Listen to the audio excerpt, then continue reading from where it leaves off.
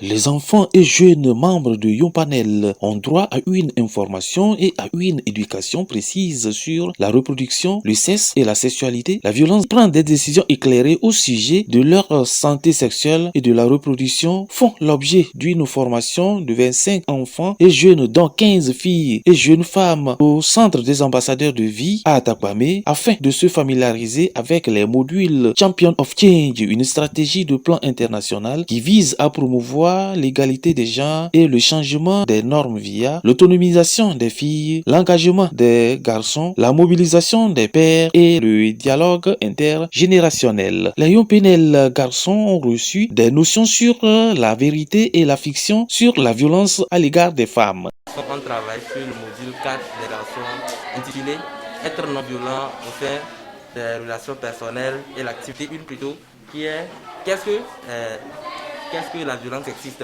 Et donc premièrement un petit renseignement a été fait dans le but de savoir ce que c'est que la violence sexiste. Après cela aussi il y a une petite conclusion qui a permis d'introduire la définition de la violence sexiste. Et nous avons également aussi appris les différentes formes de violence.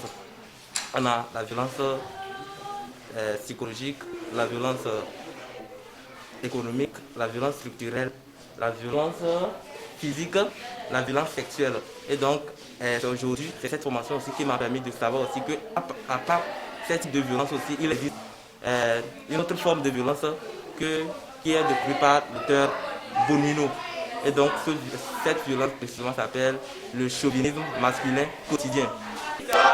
Au sujet de la violence sexiste contribue à rendre la violence moins visible, voire à la justifier.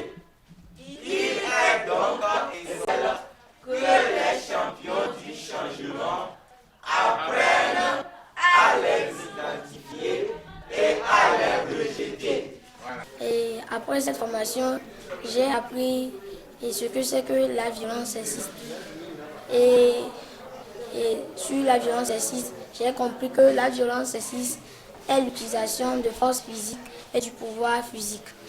Et j'ai aussi appris ce que c'est que le mythe.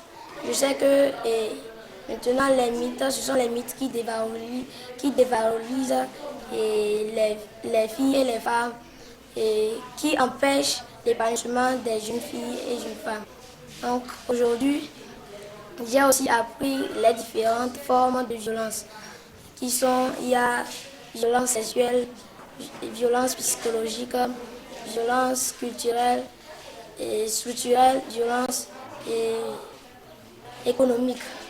Et grâce à cette formation, j'ai appris aussi que ces mythes-là, ce sont eux qui freinent l'épanouissement des filles. Avant, je ne savais pas que les hommes aussi peuvent être violés. Je croyais tout simplement que ce sont les femmes ou filles seulement qui peuvent être violées. Mais grâce à cette formation et grâce à des explications qui me ont été données par mes membres, mes encadrants, j'ai compris que les hommes aussi peuvent être violés.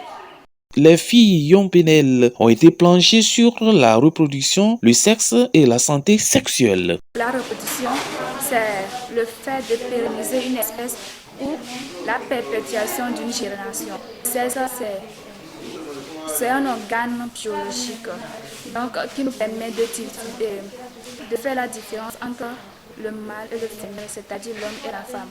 Dans ce qu'on on distingue le sexe femelle et sexe masculin.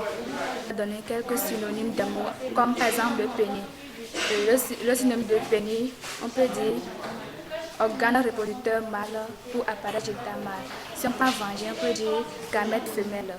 On peut dire appareil reproducteur femelle aussi. Donc, à base de ces synonymes-là, on peut aller former les gens. On nous a aussi parlé, par exemple, le vagin enlevé, on dit que c'est coteau. Et dans les langues, si c'est en leçon du femme.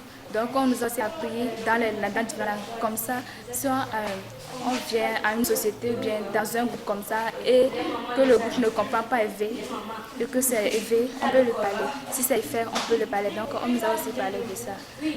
Qui prend les décisions à notre corps. Et on a ressorti qu'il faut l'intégrité corporelle et personnelle.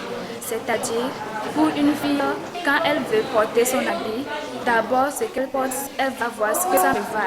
Pour moi-même, est-ce que je suis fière? Maintenant, tu vas voir dans la société, est-ce que c'est ce que les gens aiment? Pour que tu ne pas porter et que les gens vont interpréter mal de ce que tu as porté.